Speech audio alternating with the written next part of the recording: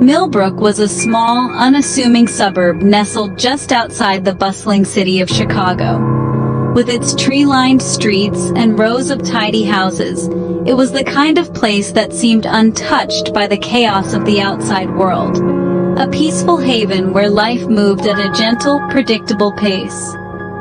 Here, everyone knew their neighbors by name. People exchanged friendly waves as they mowed their lawns or walked their dogs. Children played together in the yards, and families gathered for weekend barbecues. It was a community built on trust, where people looked out for one another and rarely locked their doors at night. On this particular autumn night, the air was crisp and cool, carrying the scent of fallen leaves. The wind rustled through the trees, sending golden and crimson leaves swirling along the quiet streets, painting a picture of tranquility as dusk settled over the neighborhood. Most homes glowed with the soft, inviting light of evening. Through the windows, you could see families gathered around dinner tables, sharing stories and laughter, feeling safe and content within their walls. But then, without warning, a piercing scream shattered the calm. It was a woman's voice, sharp, desperate, and filled with terror, cutting through the silence like a knife. The scream echoed down Oak Lane, bouncing off the houses and carrying far into the night. For a moment, time seemed to stand still as the sound lingered in the air, chilling everyone who heard it. One by one, porch lights flickered on, illuminating the darkness as neighbors peered anxiously from behind their curtains, trying to make sense of what they had just heard. Fear and confusion spread quickly from house to house. People stepped cautiously onto their porches, gathering in small, uneasy groups. Faces that were usually warm and welcoming now showed worry and suspicion. The peace that had defined Millbrook was suddenly replaced by a sense of dread. No one could have imagined that something so terrifying could happen here. The neighborhood held its breath, united in suspense, as everyone wondered what could possibly have caused such a cry for help. Millbrook was a place accustomed to slow days and quiet nights, where the biggest excitement was a new family moving in or a lost pet being found. The idea of real danger felt foreign, almost impossible. Crime was something that happened in the city, far from their safe streets. Residents read about it in the newspaper, shaking their heads in disbelief, always grateful that such things didn't happen here. Not to people they knew, not in their own backyard. But that night, as the clock ticked on and the shadows grew longer, everything changed. The sense of security that Millbrook had always known was gone, replaced by uncertainty and fear. In Millbrook, the darkness was no longer just outside. It had crept inside, settling within one of their own homes, and nothing would ever be the same again.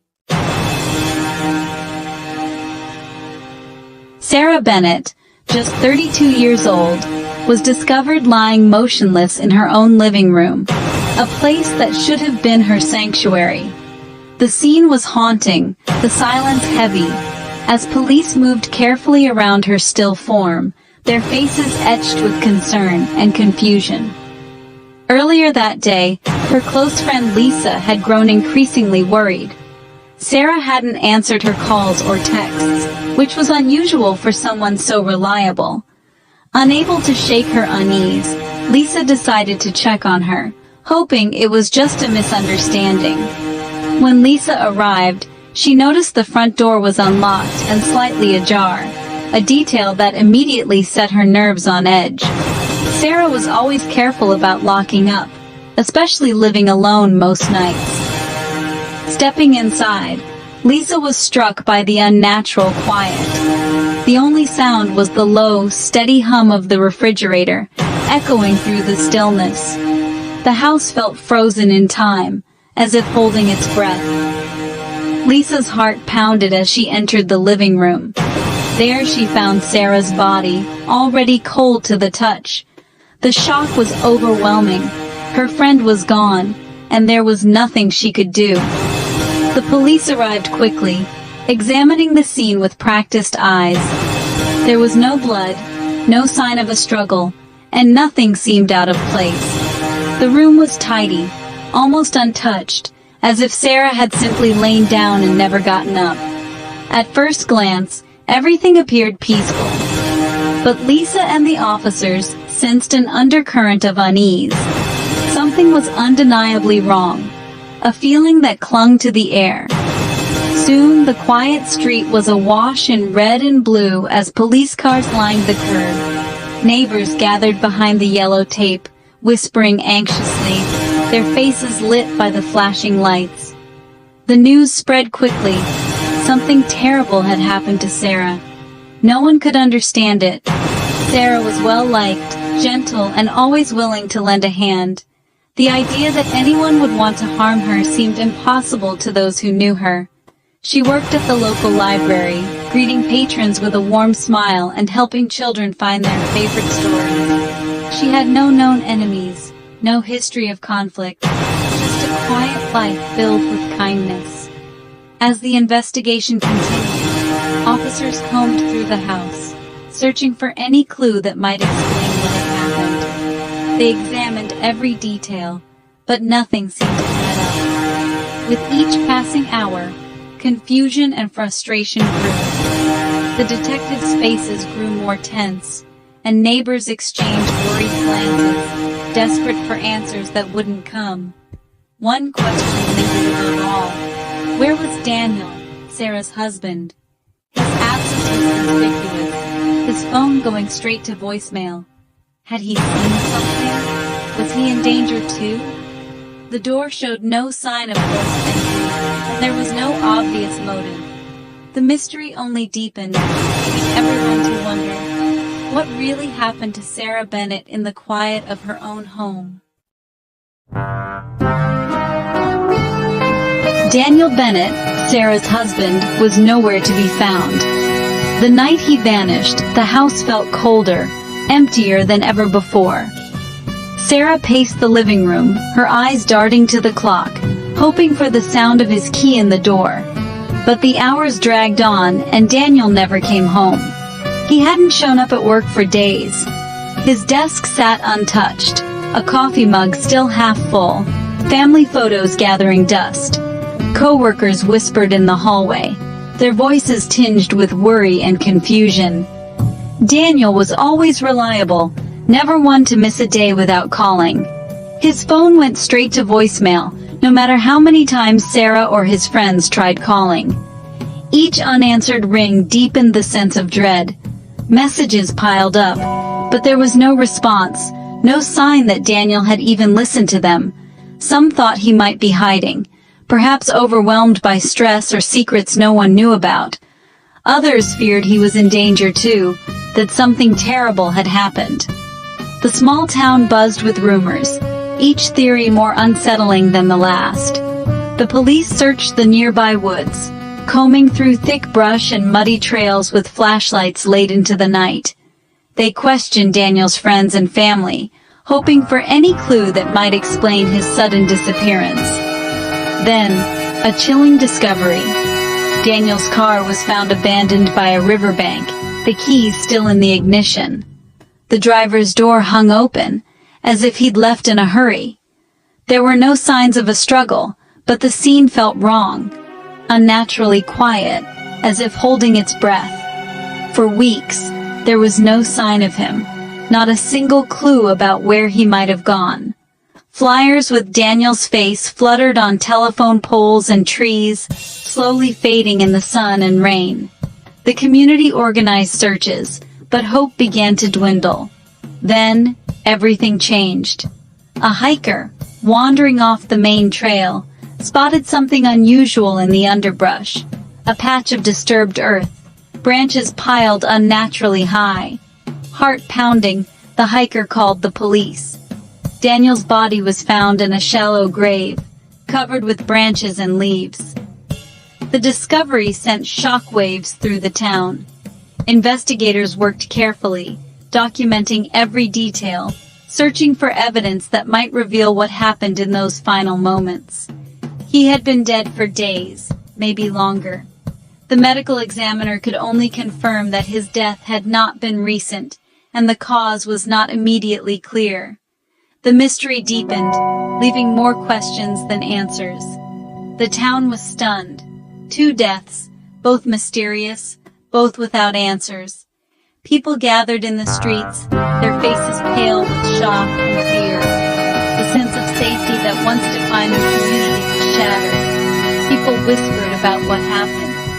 In grocery store aisles and at the local cafe, theories and suspicions spread like wildfire. Some wondered if the tragedies were connected, or if something even darker was lurking beneath the surface of their quiet town. Had Daniel killed Sarah, then himself? Or was someone else involved? Someone still out there watching and waiting? The police worked tirelessly, piecing together timelines and motives, but the truth remained elusive. The questions grew, and so did the fear. Candlelit vigils were held in memory of Daniel and Sarah, but behind every prayer was a lingering sense of unease. As night fell, doors were locked a little tighter, and the town wondered if the real story had yet to be uncovered. Detective Maria Lopez took charge of the case. She was known for her careful work and sharp mind. Lopez walked through the Bennett house, looking for anything the first officers might have missed. She started with simple questions. Who had seen Sarah last? Who could confirm Daniel's whereabouts? She read through their texts, emails, and even letters tucked in drawers. Every detail mattered now. Lopez spoke to Sarah's friends, who described her as friendly, but sometimes sad.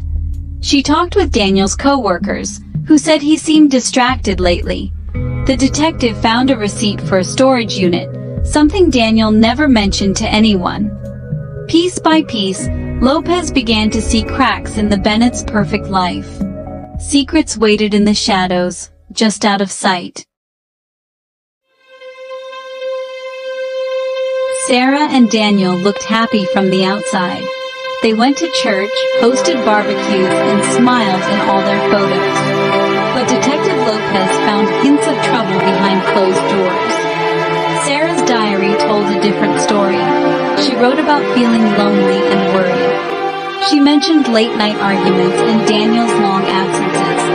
Friends recalled Sarah asking if they had ever felt afraid in their own home. Daniel's work life was also not what it seemed. He had changed jobs 3 times in 2 years. His boss said he was often angry, sometimes missing whole days without warning. It was clear the Bennetts had secrets. The question was, how deep did those secrets go? Lopez was determined to find out. Detective Lopez dug deeper into Daniel's life. She visited the storage unit listed on the receipt. Inside, she found stacks of cash, fake IDs, and a locked briefcase. The evidence pointed to something much bigger than a family argument. Lopez discovered Daniel was involved with a crime ring operating out of Chicago. He used fake names, met with dangerous people, and moved large sums of money. His secret life was nothing like the quiet husband and neighbor people thought they knew. Sarah had started to notice things. She saw strange phone calls and late-night meetings. She wrote in her diary about her fear and the tension at home. It seemed she was getting close to the truth. The story was changing. Daniel was not just a victim. He was at the center of something dark and dangerous. With this new information, Detective Lopez worked day and night. She followed Daniel's connections, interviewed his contacts, and traced the money. The crime ring was real and deadly. Lopez learned Daniel had planned to fake his disappearance. He wanted to escape the crime ring, take the money, and start a new life. But someone else found out. Maybe Sarah. Maybe someone from the ring. Either way, the plan had failed, with 2 lives lost. The detective pieced together a timeline. Daniel argued with Sarah the night she died. He left in a hurry, but he never got far. Someone followed him, tracked him to the woods, and ended his life before he could disappear. The truth was coming into focus, but there were still gaps, still questions without answers. The case exploded in the media. Reporters arrived from Chicago and beyond. Every detail was on TV: Sarah's diary, Daniel's crime ring, the secret cache. Millbrook became the center of a national story, its name known across America. In court, the crime ring's leaders were tried for murder and conspiracy. The trial was tense, the courtroom packed every day. Detective Lopez gave evidence, calm and careful. The nation watched as lawyers argued and witnesses cried. People in Millbrook were nervous. Some feared more violence. Others were angry at the lies. The whole town seemed to hold its breath, waiting for justice. When the verdict came, there was relief, but no celebration. Too much had been lost. Today, Millbrook is quieter, but the shadows of the Bennett case linger. Families lock their doors earlier. Children cross the street when they pass the old Bennett house. The town has not forgotten. Many questions remain. Did Daniel act alone in his plan? Was Sarah's murder planned, or a tragic accident? What secrets did the crime ring still hold? Detective Lopez still thinks about the case, wondering if something was missed. Reporters still call sometimes, hoping for new answers. But some mysteries refuse to be solved. The story of Sarah and Daniel Bennett is now a warning, a reminder that darkness can hide in the most unexpected places. Millbrook will never be the same, and the true story of the crime that shook the town may never be fully known.